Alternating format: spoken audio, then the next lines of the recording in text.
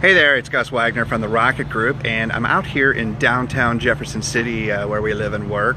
Let me give you a quick view of kind of what's going on here behind me. Here comes some folks. Here comes some of our neighbors.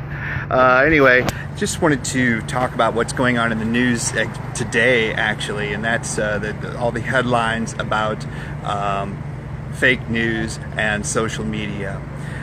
We saw a lot of this content out there, this junk content as it's being called, during the election for the last 18 months, but most especially in the last month or so. And it was overpowering people's news feeds, and we had a lot of private conversations about such things. We saw some of that stuff on our own news feed. There's two factors you have to consider when you are debating whether the news of Facebook is of value.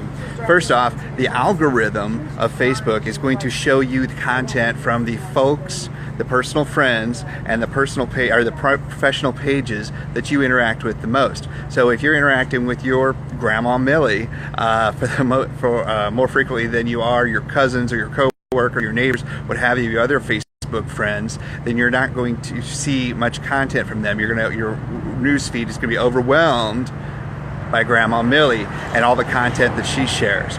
So you have to consider the connections that you have, the friends that you have, the pages that you've liked and followed.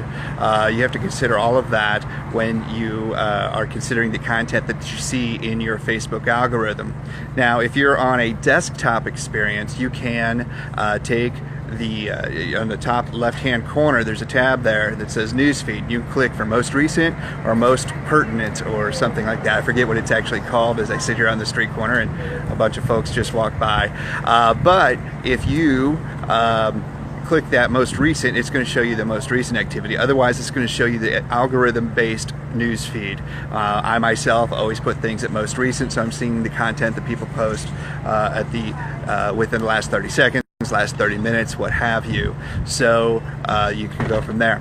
The second thing you want to consider, especially with Thanksgiving coming up, is that, and I hope this is going out to everybody here, it says my connection is a little weak as I sit here on this street corner. It is like 72 degrees and nice and breezy. It's kind of like San Diego weather here today.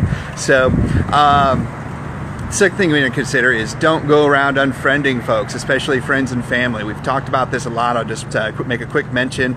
I'll put some links down in the comments below this about what we think about things like this, but don't unfriend people. You can go and unfollow them, and they won't get a notification and you won't see their stuff.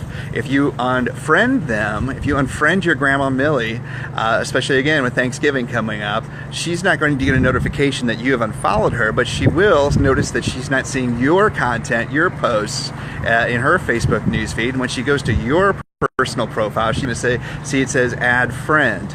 So that's going to give her an indication that you have unfriended her and now you're out of Grandma Millie's will. So I don't know if you really want it to come to that or not. If you really want your Thanksgiving to be all about even more drama than normal, whether there's Cowboys or Packers fans or what have you, Lions fans in the room, you need to make some considerations there about what you do on the Facebook as far as your friend status of people you may not disagree with or you may not agree with. So just a couple quick points there. Again, trust and verify the sources of news that you see linked on Facebook. It's not like Facebook is publishing news itself. It's the content that people are pulling in from outside sources, whether they are legit or not legit. Use those sources. If you see something that smells funny, Google it and see if it's true or not.